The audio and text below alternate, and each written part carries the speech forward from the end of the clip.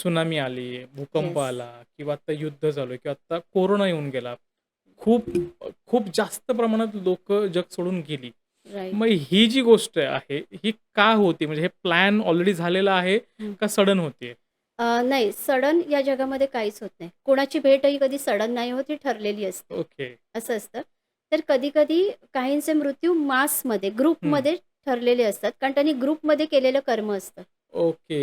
एखादा भारतामध्ये राहणारा व्यक्ती अमेरिकेमध्ये गेल्यावर त्याची डेथ होते. हं. असं का? हां, ते हे बऱ्याच वेळी आपण बघतो प्रवासाला गेलेत, कुठे गेलेत आणि तिथे त्यांचा मृत्यू झालाय. हां. कारण हे प्लॅन असतं. ऑलरेडी प्लॅन ओके, केलेलं असतं हे, की मासमध्ये मृत्यू होणार. ग्रुप असतं. ते ग्रुप कर्म म्हणतो आपण त्याला. ओके, त्यामुळे त्यांचा तसा मृत्यू होतो. हे आधीच ठरलेलं असतं. ओके. मग जसं तुम्ही येस. ग्रुप कर्म म्हणता, मला थोडं अजून डिटेलमध्ये जायचंय, की एक्झॅक्टली मग त्यांनी पास्ट लाईफमध्ये ग्रुप कर्म जे म्हणतोय, काय केलं असण्याची शक्यता असते? नाही, काय केले असण्याची शक्यता आहे असं सांगता येणार नाही. पण ग्रुपमध्ये काही जण बघा पूर्वीच्या काळी खूप दंगा व्हायचे.